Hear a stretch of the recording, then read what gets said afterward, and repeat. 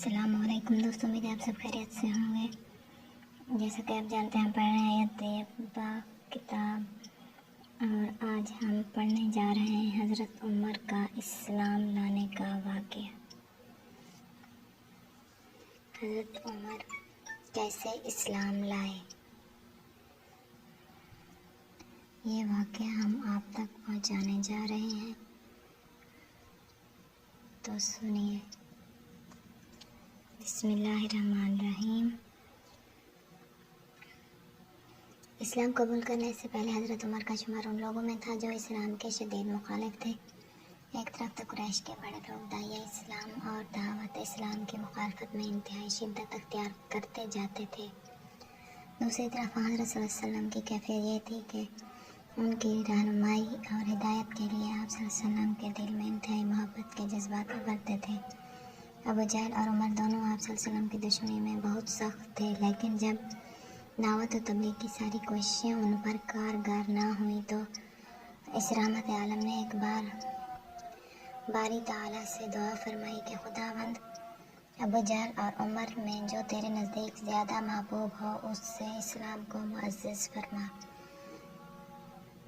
اس دعا کے چند روز بعد ہی حضرت عمر کو اسلام قبول کرنے کی توفیق ہوئی۔ اس واقعہ کی تفصیل اس طرح ہے۔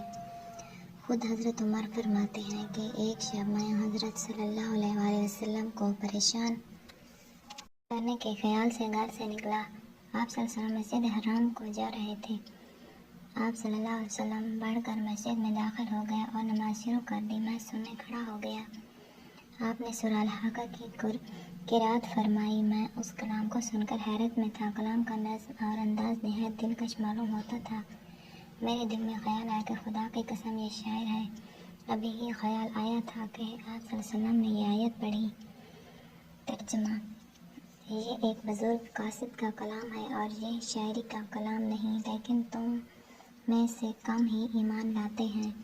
میں نے جو سنا تو فوراً دل میں خیال آیا کہ اوہو، یہ تو میرے دل کی بات جان گیا ہے، یہ کاہن ہے۔ اس کے بعد ہی آپ صلی اللہ علیہ وآلہ وسلم نے یہ آیت پڑھی، جس کا ترجمہ یہ ہے: یہ کاہن کا کلام بھی نہیں ہے، تم بہت کم نصیحت پاتے ہو، یہ تو جہانوں کے رب کی طرف سے اترا ہے۔ آپ صلی اللہ علیہ وسلم نے یہ سورہ آخر تک پڑھی اور میں نے محسوس کیا کہ اسلام میرے دل میں گھر کر رہا ہے، لیکن ایسا معلوم ہوتا ہے کہ چونکہ حضرت عمر ایک مستقل مزاج اور پختہ کار آدمی تھے، اس لیے اس موقع میں تغیر پورا نہیں ہوا اور وہ اپنی روش پر چلتے رہے، یہاں تک کہ ایک دن دشمنی کے جوش میں تلوار لے کر اس ارادے سے گھر سے نکلے کہ آج نعوذ باللہ حضرت صلی اللہ علیہ وسلم کا کام ہی تمام کر دیں۔ راستے میں اتفاق سے نعیم بن عبداللہ سے ملاقات ہوئی۔ انہوں نے پوچھا، کیوں، کدھر جا رہے ہو؟ بولے، آج محمد صلی اللہ علیہ وسلم کا فیصلہ کرنے جاتا ہوں۔ انہوں نے کہا، پہلے اپنے گھر کی خبر لو، خود تمہاری بہن اور بہنوئی اسلام لا چکے ہیں۔ یہ سن کر فوراً پلٹے اور سیدھے بہن کے گھر آئے۔ وہ قرآن پڑھ رہی تھی، ان کو آتا دیکھ کر خاموش ہو گئیں اور قرآن کے اجزاء چھپا لیے، لیکن حضرت عمر رضی اللہ تعالیٰ عنہ سن چکے تھے کہ یہ کچھ پڑھ رہی تھی۔ یہ کہہ کر کہ تم دونوں باپ دادا کے دین سے خارج ہو گئے ہو، اپنے بہنوئی کو مارنے لگے، اور جب بہن آڑے آئیں تو ان کی بھی خبر لی، یہاں تک کہ دونوں لہو لہان ہو گئے۔ لیکن جب ان دونوں نے صاف صاف کہا کہ ہم اسلام قبول کر چکے ہیں اور اب تمہاری کوئی سختی ہمیں اس راستے سے ہٹا نہیں سکتی، تو ان کے اس پختہ ارادے کو دیکھ کر حضرت عمر پر کچھ اثر ہوا اور بولے، اچھا لاؤ مجھے بھی سناؤ، تم کیا پڑھ رہی تھی؟ آپ کی بہن فاطمہ نے قرآن شروع کیا اور جب اس آیت پر پہنچی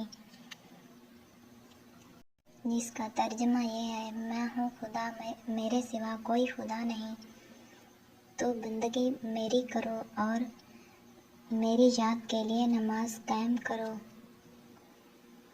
تو میری بندگی کرو اور میری یاد کے لیے نماز قائم کرو، تو یہ اثر ہوا کہ فوراً پکار اٹھے، لا الہ الا اللہ، اور سیدھے حضرت صلی اللہ علیہ وآلہ وسلم کی خدمت میں روانہ ہو گئے۔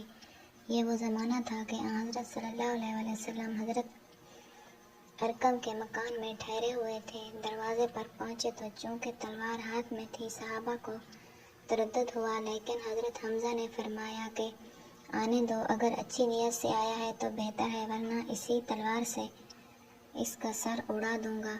حضرت عمر نے اندر قدم رکھا تو حضرت صلی اللہ علیہ وسلم نے بڑھ کر ان کا دامن پکڑا اور فرمایا، کیوں عمر، کس ارادے سے آئے ہو؟ یہ سنتے ہی حضرت عمر رضی اللہ تعالی عنہ پر ایک رعب سا طاری ہو گیا اور نہایت عاجزی سے بولے، ایمان لانے کے لیے۔ حضرت صلی اللہ علیہ وسلم نے بے ساختہ پکارا، اللہ اکبر، اور ساتھ ہی تمام صحابہ نے نعرہ تکبیر بلند فرمایا۔ حضرت عمر کے اسلام لانے کے بعد اسلامی جماعت کی قوت میں کافی اضافہ ہو گیا، یہاں تک کہ مسلمان ابھی تک اپنے مذہبی فرائض علانیہ ادا نہیں کر سکتے تھے اور کعبہ میں جماعت کے ساتھ نماز پڑھنا تو ممکن ہی نہ تھا۔ حضرت عمر کے ایمان لانے کے بعد حالات بدل گئے۔ انہوں نے علانیہ اپنے اسلام کا اظہار کیا، اگرچہ اس پر بڑا ہنگامہ ہوا، لیکن بالآخر مسلمانوں نے حرم کعبہ میں جماعت کے ساتھ نماز پڑھنا شروع کر دی، اور اب ان کی جماعت مقابلتاً زیادہ قوی جماعت ہو گئی، اور پھر دنیا نے دیکھ لیا کہ نبی آخر الزماں صلی اللہ علیہ وسلم کی دعا کی قبولیت اس درجہ ظاہر ہوئی کہ آج 1400 برس گزرنے کے بعد تاریخ اس بات پر گواہ ہے کہ حضرت عمر کے ہاتھوں اللہ تعالیٰ نے اسلام کو جو عزت و سربلندی عطا فرمائی، اس کی کوئی دوسری نظیر نہیں ہے۔ آج کی ہماری یہ ویڈیو یہاں پر ختم ہوتی ہے۔ ہم اپنے اگلی ویڈیو کے ساتھ پھر آپ کی خدمت میں حاضر ہوں گے۔ تب تک کے لیے اللہ حافظ۔